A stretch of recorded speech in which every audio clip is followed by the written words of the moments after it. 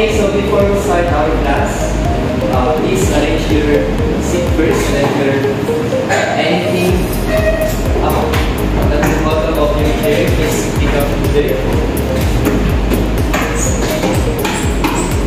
Okay. So all good now, but before we start our lesson, we simply guide our prayer. Let us pray. In the name of the Father, the Son, and the Holy Spirit. Amen. Our Father, who art in heaven, hallowed be thy name. Thy kingdom come, thy will be done on earth as it is in heaven. Okay, class, please seated.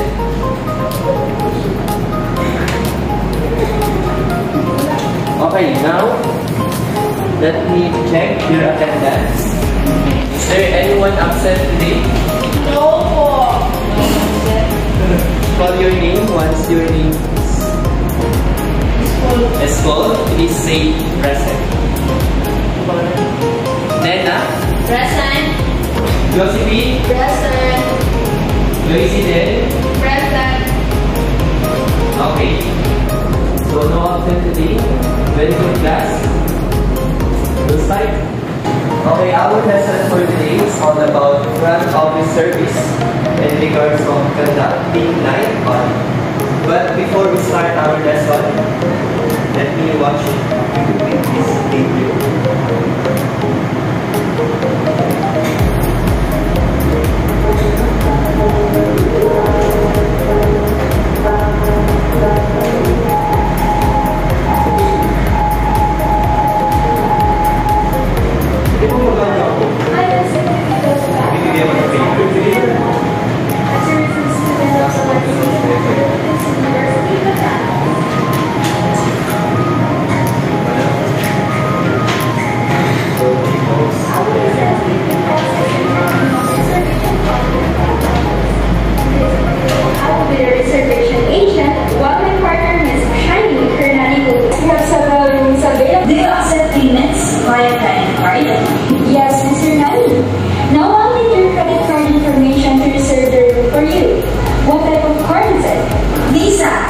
The number is 98765431.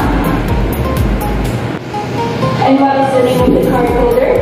Shine is until 27th of April for the last room with a queen size bed. And of course, we will be up to the late. Your bills will be settled via Visa amounting to 12,810 pesos. Check-in is at 2 o'clock. Is that correct, Ms. Hernani? Yes, that's all correct.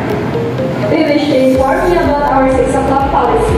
Please be advised that you have to check in not later than 6 p.m. Otherwise, the hotel reserves the right to give the room to the waitlisted clients. Noted. Thank you for informing me. My pleasure. Is there anything I can do for you, Ms. Hernani? No, thank you. That would be all. Thank you, Ms. Hernani, for calling. We'll see you in April. Have a nice day.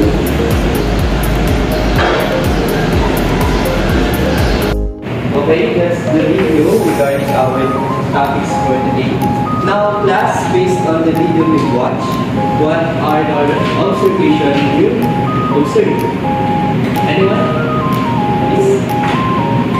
Sir, based on the video that you present, my observation is the client is not call siya about their room reservation, and then yung ating attendant is nag-suggest siya ng mga reservation, and also after the reservation, nag-set me the bill sila on how paano nila babayaran yung reservation nila, and then nag-offer po yung attendant if via card or cash.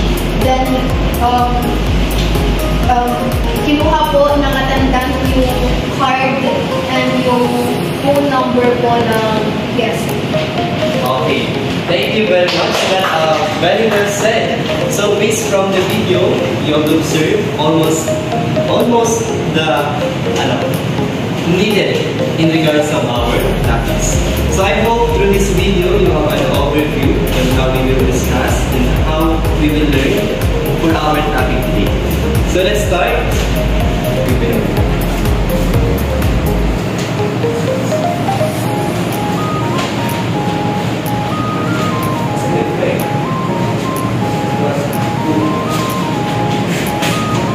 Okay. So now we will start our discussion. It's all about front office service in regards to conducting night audit. So first, what is night audit? Miss Lena. Alam mo nila yun nasa?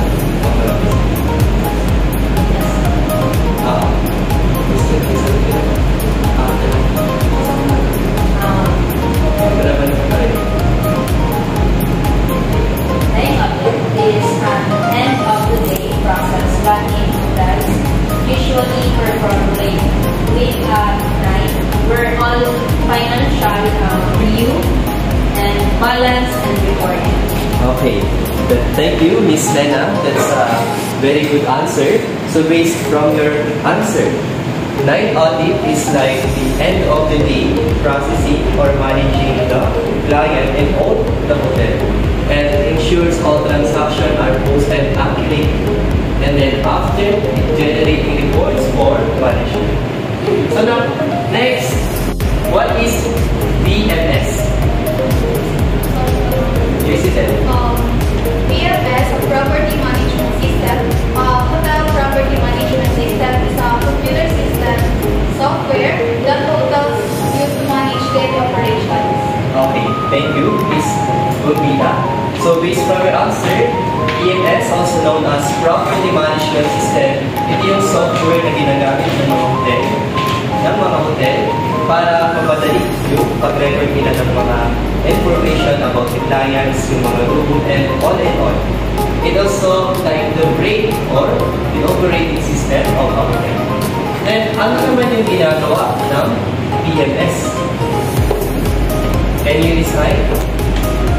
Miss Bara? Booking rooms, checking in and checking out guests, assigning rooms, managing payments, tracking housekeeping tasks, monitoring room availability, and recording guest information. Thank you, Miss Bara. So as we have said before, it's like the brain. So maraming ginagawa yung BMS, like booking rooms, assigning rooms, all and all na ginagawa sa loob ng hotel para mas maging convenient para sa mga client. Next. Okay, next. These are the 4 main tasks under the learning objectives. Number 1. First, verify posted transactions. Check if the amount posted in the BMS match the accuracy and documents. This prevents from charges.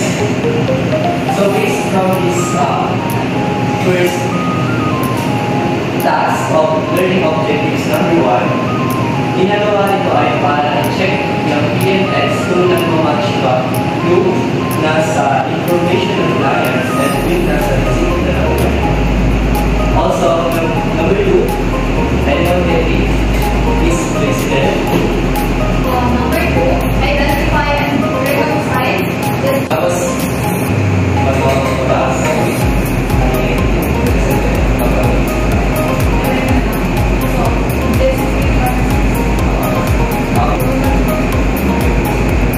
Number 2, identify and reconcile discrepancies.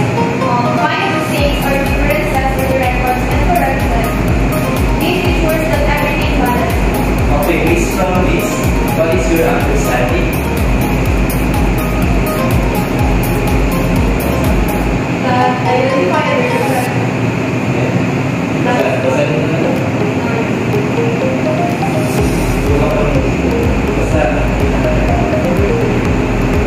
Number 3, the room rates and room order. Okay, thank you, Miss President.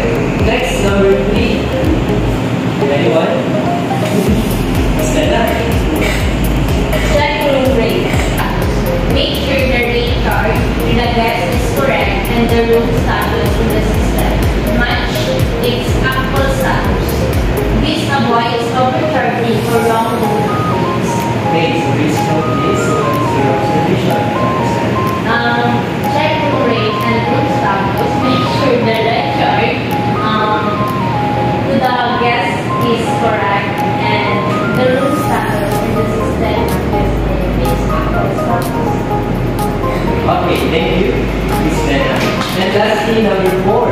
suggest improvements and internal controls.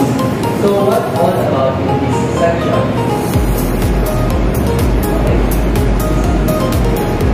Suggest improvements to internal controls.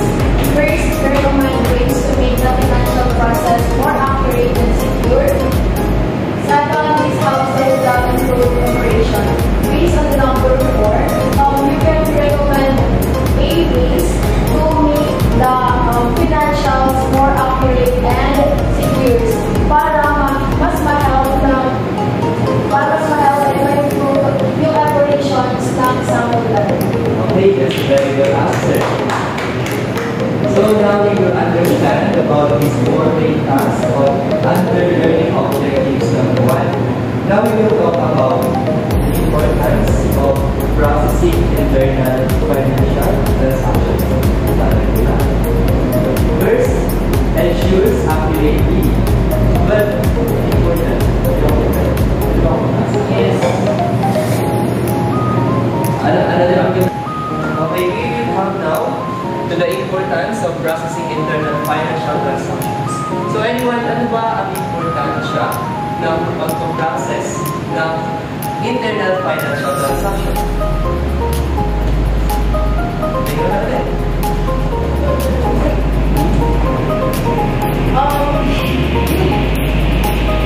For me, the importance of processing internal financial transaction para ma-ensure if the billing of the hotel is accurate and secure. Second, para ma-prevent natin yung loss or yung mga loss ng revenue or mga receipts ng isang reservation. Okay. Any other incident? So, the importance of processing internal financial transactions is to detect and correct posting errors. And the next one is build guest satisfaction. Okay. And then lastly, Stella. The importance of processing internal financial transactions supports smooth run of operations, provide accurate data for management. Okay, thank you very much for all of you. So, I hope these lessons give us an understanding on how we will do in processing internal financial transactions, specifically in night audit service. So, that's all for today's discussion. So, for now, I will have an assessment for you guys.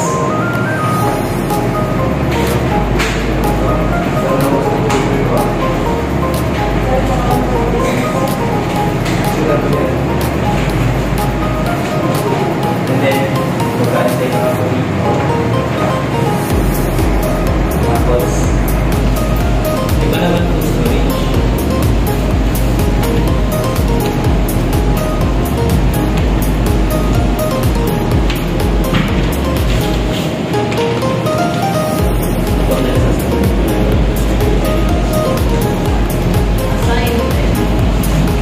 Tapos na lang.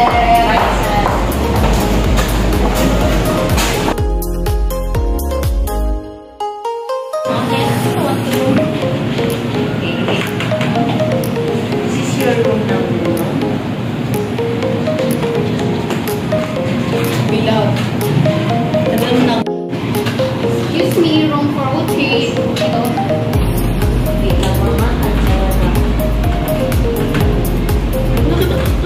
Gusto ko Cash or credit card? they have for credit card. Hindi, wala. Okay, gosh, how much is my bill? 6,500. 6,000.